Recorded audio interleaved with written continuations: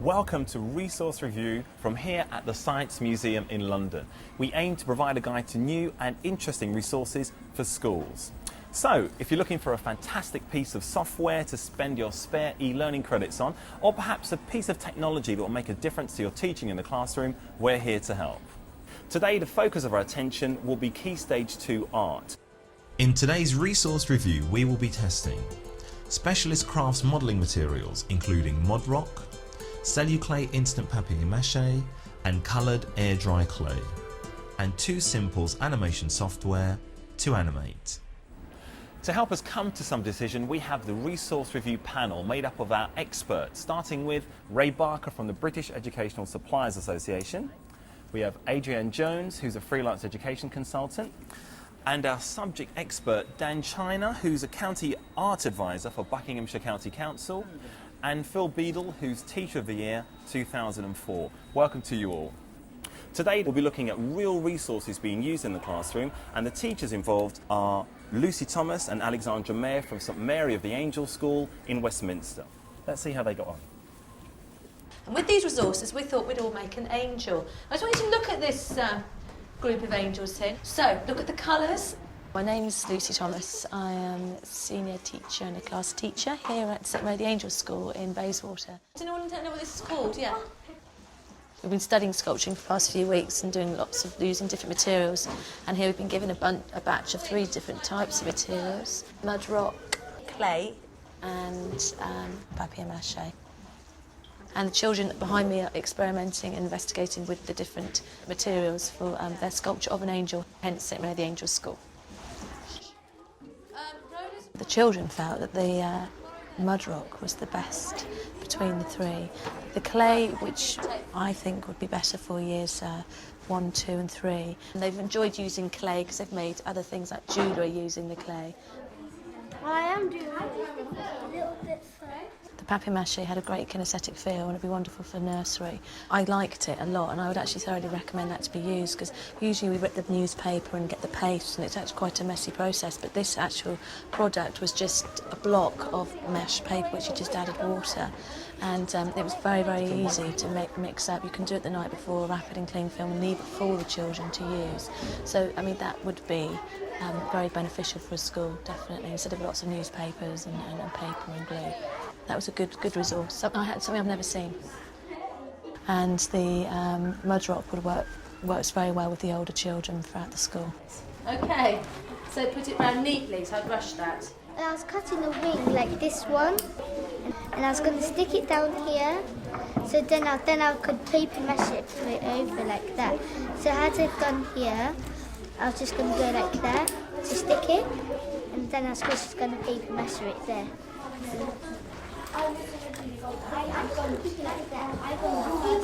Using this ball as a head for the angel and poking it through, all the way through to the top, so then I can make a halo. About the modelling materials, first impressions? Well, you've got 3 very different processes that the teacher was trying to get involved with. You've got using clay, which is a modelling material, fairly small. You've got the use of Modrock, which is a soft bandage, but you can make really large things with that. You can drape it over the mesh as she was doing there, so you can make really quite large and light and quite strong sculpture there. And papier-mâché is again a modelling material which is light and fairly easy to use. It's nice that it comes in that pack because you can just add water and you don't have to leave it for 4 months soaking and getting festering in a bucket, which is what one used to do. So there are 3 different processes going on there. Okay. Any other comments? Well, I've seen Modrock being used as part of a project about Britain since the 1930s, and the class were looking at 40s fashions, and they made sculpture models of characters from the 40s using Modrock. But interestingly, they didn't use mesh. They actually had some wire and they folded up newspaper and they wrapped the Modrock around that. And the thing about the Modrock is that it's so pliable and it falls in folds and you can actually get great detail from it. I've always had a problem that would just display the walls.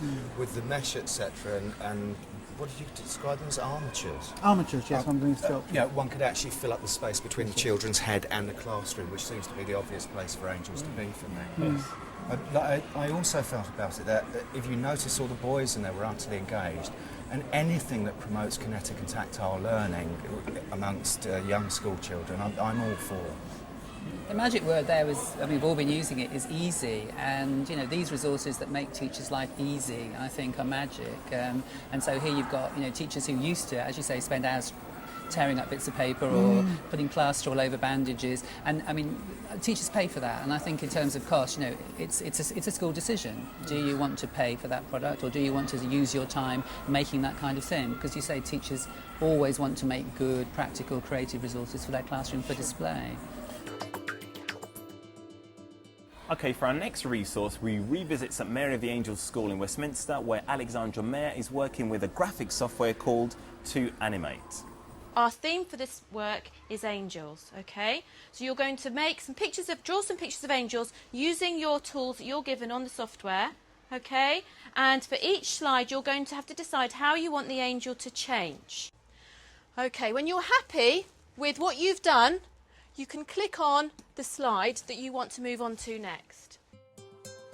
2Animate allows the children's pictures and designs to be easily animated, bringing movement and life to their work.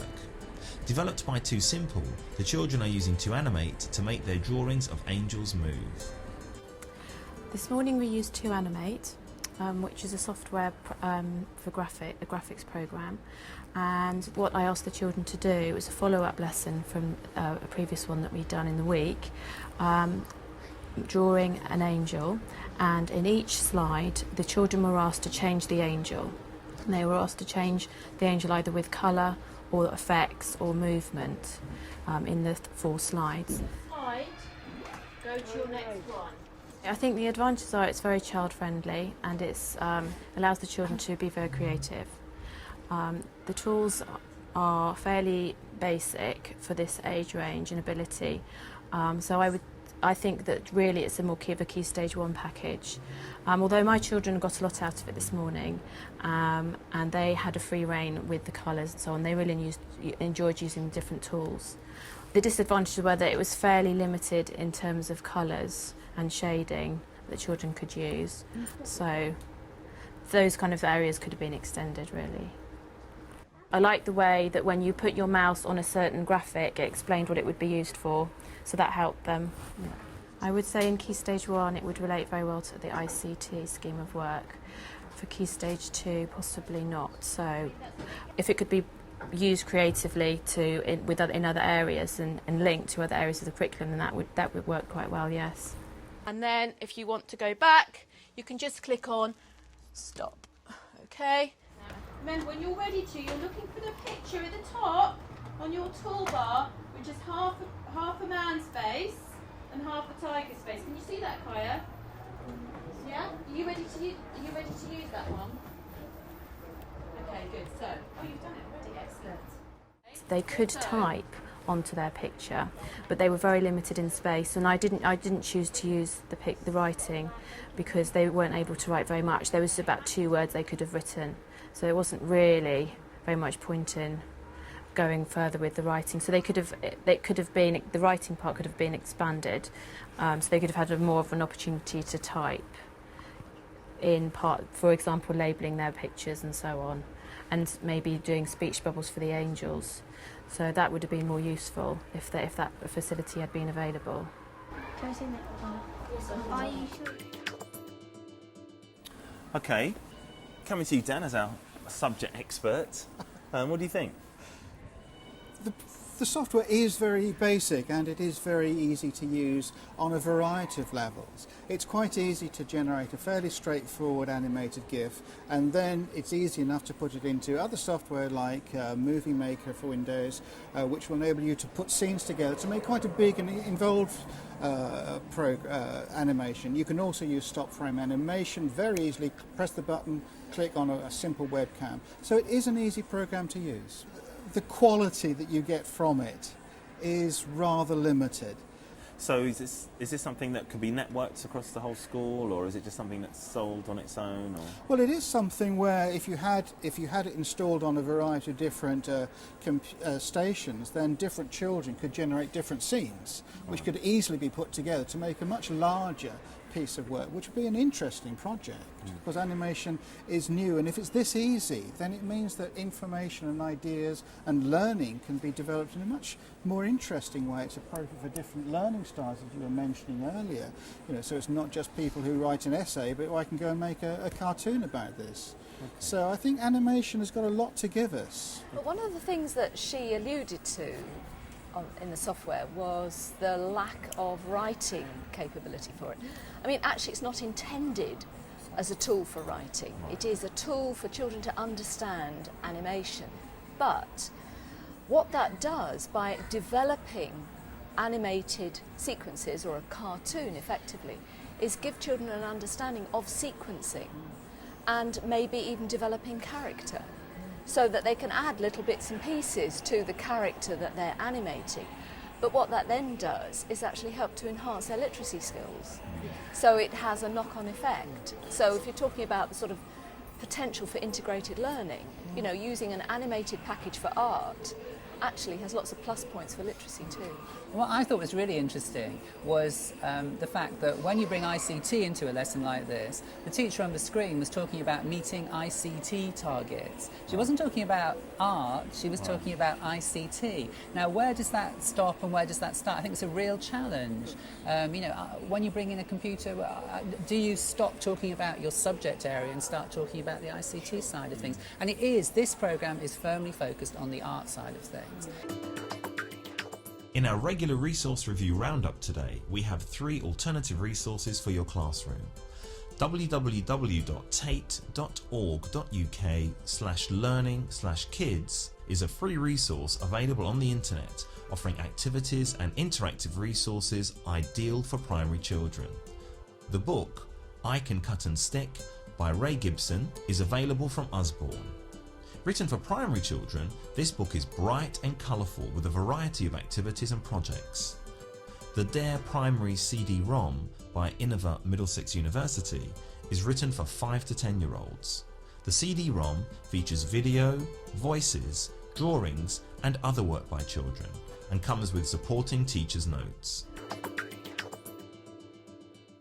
Okay, Dan, we've seen a vast array of resources today. Which, if any of the ones you've seen, would you put forward for a resource review recommendation?